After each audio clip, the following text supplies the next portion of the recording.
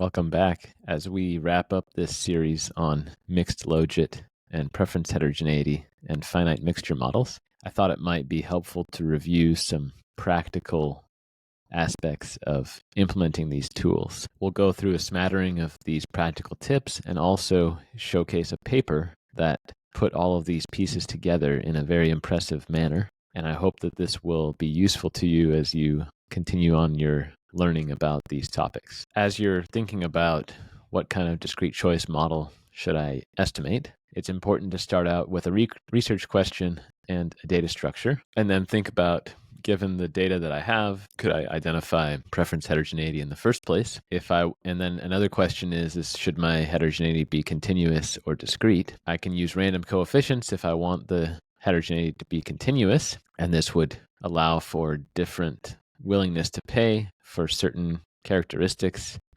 as well as individual specific elasticities of demand, and so on. On the other hand, if I want my heterogeneity to be discrete, then I can use a finite mixture model. This is useful if I want to naturally segment the market into different groups, or if I want to have different behavioral types in my model.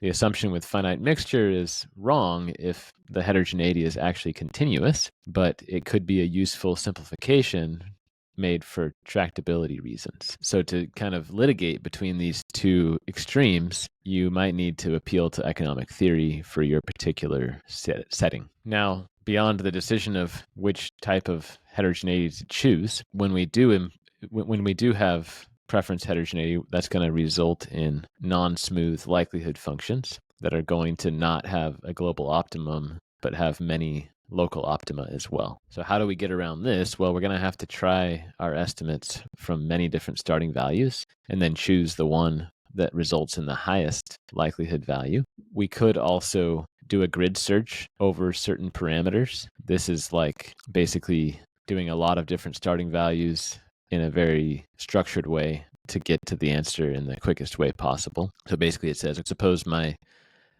key parameter is sigma. I want to do a grid search over sigma. So I'm going to set sigma equal to 0. Then I'm going to set it equal to 0.1. Then I'm going to set it equal to 0.2, and so on. And then whichever one has the highest likelihood value, that's the one I'm going to choose for the sigma.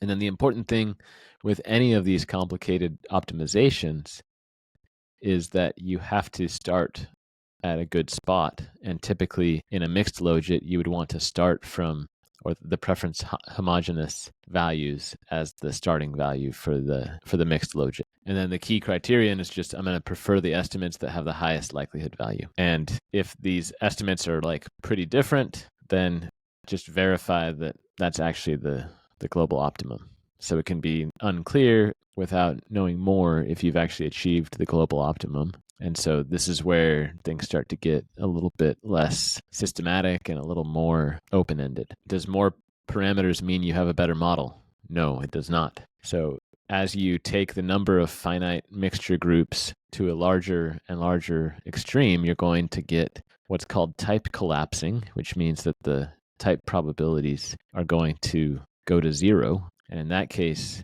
you're going to want to have fewer types than the model that had the collapsing happen, because the data is trying to tell you that it can't handle more than the types that you have. If you have types that are like not distinguishable in terms of their preferences, that's going to be another clue that you should simplify the model. Or if you just have a lot of instability in the estimates, then that's another warning sign. But the idea in general is that you start simple and then you gradually introduce more and more complexity so that you can get a handle on what the incremental changes are and what they're doing to your model. If you're doing a finite mixture model, you might wonder, how many types should I have? There are data-driven ways of getting at that, and there are also theoretical ways to get at that. The data-driven way is to use what's called the Bayesian information criterion, or BIC, and that's just going to penalize models that have more and more types. So you'll get the Goldilocks amount of types that's neither too few nor too many by using this penalization that's in the BIC. You could also just say, how many types would I expect based on my model? Are these additional types revealing meaningful market segments? Can I interpret the types? Do their interpretations make sense? Are they consistent across different components of the model? These are all questions that you need to ask yourself. Typically, most cases will only be able to have 4 to 5 types max. I've seen as few as 2 or 3 in published papers. I've seen as many as 9, but I've never seen much more than double digits. Another question is, how do you know if your algorithm has actually converged? Well, most optimizers in modern statistical software will kind of track how the objective function value is evolving as you go across iterations. And typically it'll stop when it hits a certain tolerance level of that the likelihood value hasn't changed much across iterations. But you also want to monitor convergence in terms of the parameter vector, not the likelihood value per se. Or you also want to check the gradient if you have a derivative-based algorithm like a quasi-Newton method. And you also want to potentially check that different starting values will still get to the same answer, assuming that this is more applicable for a globally concave objective function, but even if you have local optima, you want to still perturb those starting values around the area that gave you the global optimum just to make sure that things are working as you would expect. Unless you're giving the true estimates as the starting values, you definitely want to be suspicious if you get convergence after a few iterations. Usually that means that there's something very wrong happening. All right, so let's shift gears and talk about this paper that I was hyping earlier. This is called Equilibrium Trade in Automobiles. It was recently published within the last few years in the Journal of Political Economy, and it's analyzing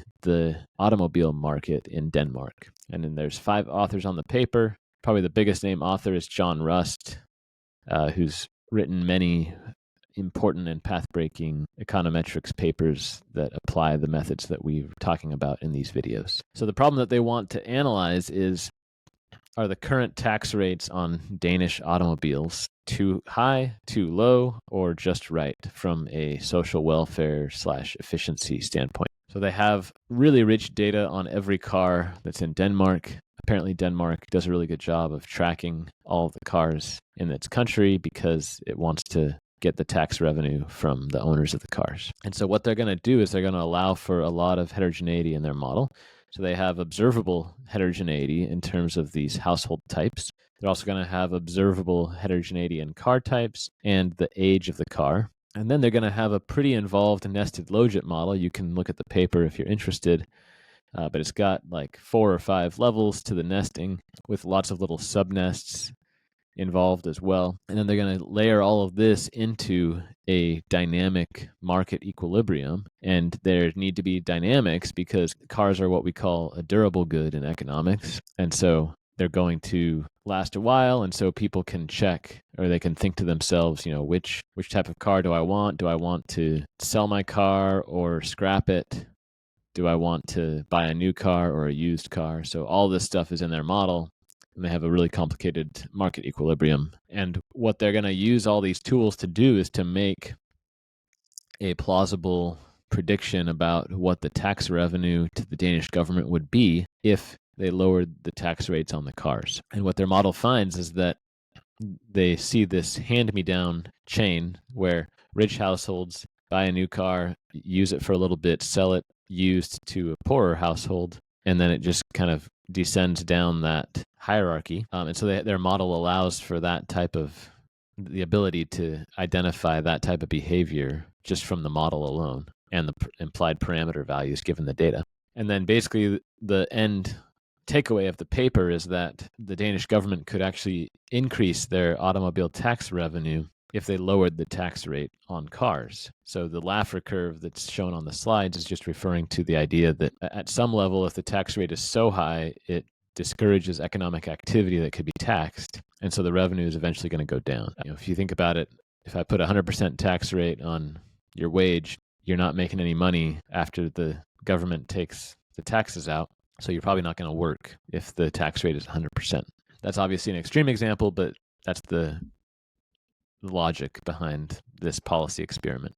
I thought that was a really interesting paper that showcased the different aspects of discrete choice models that we've covered so far in these video series. So this marks the end of our videos on preference heterogeneity in discrete choice models. Thanks for joining and following along. In the next series, we're going to talk about dynamics. So we're going to kind of strip down back to the basic multinomial logit, and then think about what if we now introduce dynamics into that model. And the key idea of these dynamic models is that people have expectations about the future, and so they're going to make choices today with the future in mind. And this will open us up to questions that have to do with the optimal stopping problem, which we'll cover in future videos. So looking forward to that, and thanks for joining.